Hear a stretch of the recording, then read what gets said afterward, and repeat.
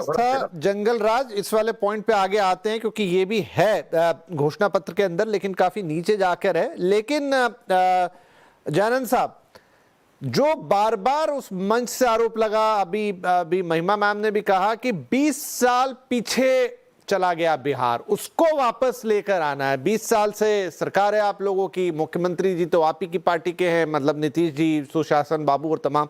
जब बार बार ऐसा बोल रहे हैं तो उसका क्या मतलब लगाया जाए? कैसे 20 साल पीछे चला गया आपके शासन में बिहार? 20 साल का सुशासन को इनको दिखता नहीं है तो ये पीछे जाने का भ्रम पैदा करते हैं, इसमें कोई बात नहीं है।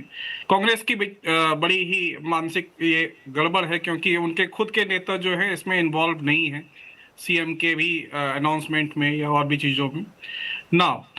अब जो तेजस्वी प्रण है, इसमें हर घर से एक जॉब देंगे, ये सारे जगह से, चाहे वो एक्सपर्ट्स हों चाहे इंस्टीट्यूशंस हों, सबने इसको कर दिया क्योंकि ये फेक वादा है। It can not be translated on the ground.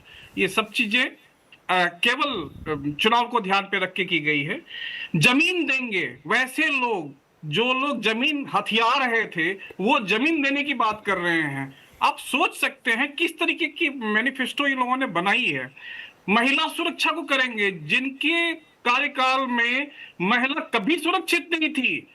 Vipin जी, मैं आपको बात कहूं, मैं बिहार से हूं। जब मैं पटना स्टेशन पे आ जाता था, सुबह सुबह गाड़ी दिल्ली से पहुंचती थी, तो वहां से अपने घर जाने के लिए सुबह होने का वेट करता था प्लेटफॉर्म में कि रास्ते में जाऊंगा तो मुझे छीन ले जाएंगे। आज आप जाइए, 2 बजे रात को निकलिए और आप अपने घर पहुंच जाएंगे। रोड अच्छी बनी हुई है, नेटवर्किंग अच्छी बनी हुई है, इलेक्ट्रिफिकेशन हुआ है, एजुकेशन अच्छी हुई है। कहां 33% से 60% में आप आए हुए हैं 2021 के सेंसस के हिसाब से। आज के डेट में 74% के आसपास आप फॉल कर रहे हैं। वुमेन्स एम्पावरमेंट है, 10,000 रुपया बात कर रहे हैं क्योंकि हमने घूस दे दिया है महिलाओं को। महिलाओं का सशक्तिकरण ही का उत्थान करेगा, ये तय बात है।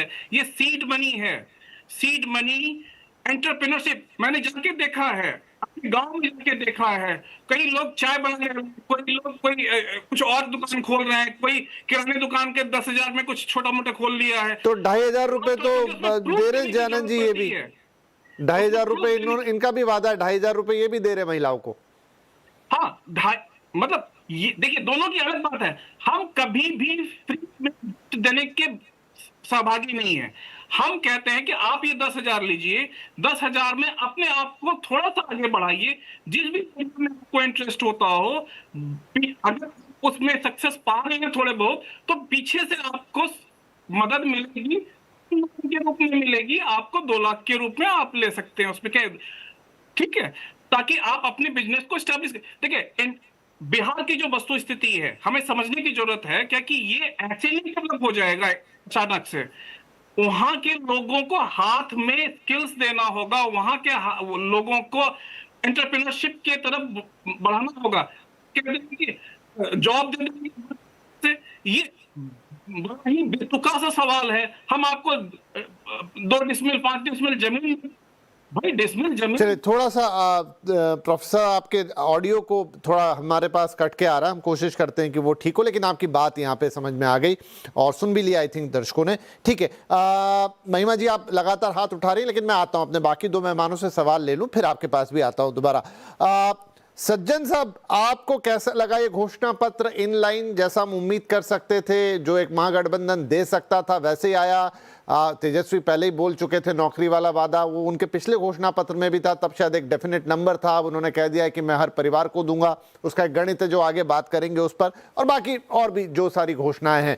क्या ये ऑन द लाइन है, मतलब जो उम्मीद थी उसके आसपास ही है? और उसके ऊपर कितना फायदा ये पहुंचाएगी? क्या ये घोषणा पत्र महागठबंधन को किसी तरह की एज देने में कामयाब रहेगा? देखिए विपिन जी, 2 सवाल हैं आपके कि घोषणा पत्र कैसा है, एक्सपेक्टेड है या नहीं, और दूसरा कि इसका कितना लाभ होगा गठबंधन को। तो पहली बात ये कि बिल्कुल ये एक्सपेक्टेड है, क्योंकि हर मैनिफेस्टो का, हालांकि उसमें आप सारे पहलू को छूते हैं, हर वर्ग के लिए समाज के उनकी आकांक्षाओं और इनकी चिंताओं को ध्यान में रख के आप घोषणा पत्र बनाते हैं, ये हर पार्टी करती है। उस लिहाज से देखें तो ये घोषणा पत्र महिलाओं के लिए, किसानों के लिए, युवाओं के लिए, प्रवासी मजदूरों के लिए और दलित, अति पिछड़े, अल्पसंख्यक, उन सब की बात कर रही है। साथ ही साथ ये स्वास्थ्य, शिक्षा, कृषि और बाकी क्षेत्र के लिए भी बात कर रही है। तो उस तरीके से एक्सपेक्टेड है। एक्सपेक्टेड इस नाते भी है कि हर मैनिफेस्टो का एक सेंट्रल प्लैंक होता है। आप उसमें 100, 150 जितने भी वादे करें, लेकिन उसमें एक पायलट के पोजीशन में होता है। तेजस्वी की तरफ से ये हर घर में एक सरकारी नौकरी की बात की गई, वो पायलट पोजीशन में है। तो इस नाते ये बिल्कुल एक्सपेक्टेड है। इसमें एक्सपेक्टेड क्या नहीं है कि इस घोषणा पत्र में जो कांग्रेस ने पिछले 3 महीनों से काफी मजबूती से जिस मुद्दे पे बिहार चुनाव को बांधने की कोशिश की, वो एसआईआर और वोट चोरी का मुद्दा था। आप देखें तो वो बात इस घोषणा पत्र में उभर के नहीं आ रही है, वो पायलट पोजीशन पे नहीं है। तो ये निश्चित तौर पे दिखाता है कि चुनाव अभी 15 दिन पहले तक जिस मुद्दे पे कांग्रेस बांधना चाह रही थी, मैं कह रहा हूं वो सबसे प्रमुख मुद्दा, बाकी मुद्दों की भी बात करते हैं, वो वोट अधिकार यात्रा हो, बिहार अधिकार यात्रा हो, उसमें कांग्रेस लीड कर रही थी, तेजस्वी फॉलो कर रहे थे। अब आप देखेंगे कि तेजस्वी की वापसी नैरेटिव में कब होती है।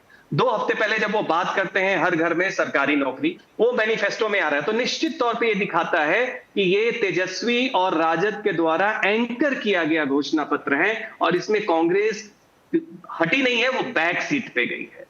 तो एसआईआर का ना होना अनएक्सपेक्टेड है। दूसरी बात जो आपका सवाल है कि इसका लाभ कितना होगा, देखिए बिहार जैसे प्रदेश में मुद्दे, कोई भी पार्टी, अगर आप सारे पार्टियों के मैनिफेस्टो ले लें और इकोनॉमिक और स्कीम्स की बात करें, कल्चरल इश्यूज को हटा दें और ये हटा दें कि ये किस पार्टी का है, और आप किसी को कहें कि पढ़ के बताइए कि फर्क क्या है, आप देखेंगे कि वो लगभग एक दूसरे से मिलते हुए दिखते हैं।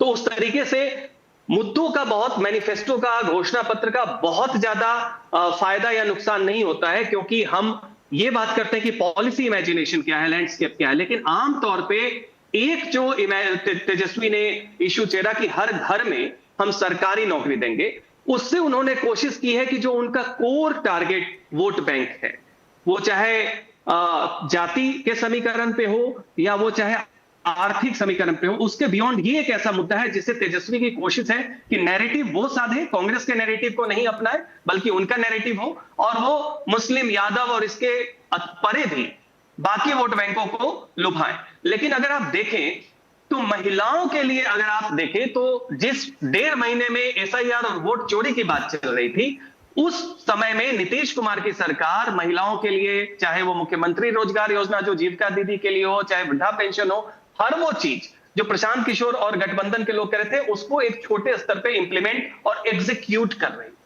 तो वहां तक आप देखें तो इस मैनिफेस्टो में तेजस्वी और कांग्रेस गठबंधन वाले ये कह रहे हैं कि जीविका दीदी को हम 30,000 की नौकरी करेंगे पक्की, उसके अलावा हम और ज्यादा उन्हें लोन देंगे और जो ऋण है वो माफ करेंगे। तो कहीं इस पे आपका डिफरेंट इमेजिनेशन नहीं है।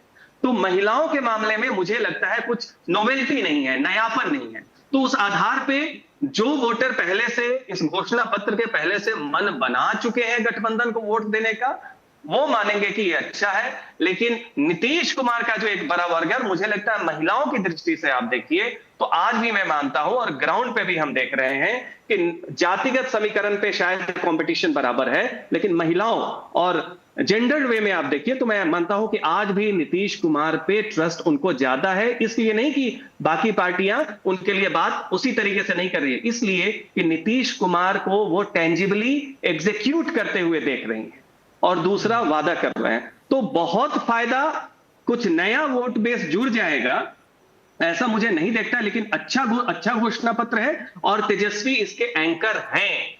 एसआईआर इसमें एंकर वाले इश्यू नहीं है। हर घर पर सरकारी नौकरी मेन मुद्दा है जो तेजस्वी बनाना चाहते थे, थोड़ा देर से आया। अब देर आए दुरुस्त आए होगा या अब चिड़िया चुग गई खेत वाली बात होगी, ये 14 को पता चलेगा। जी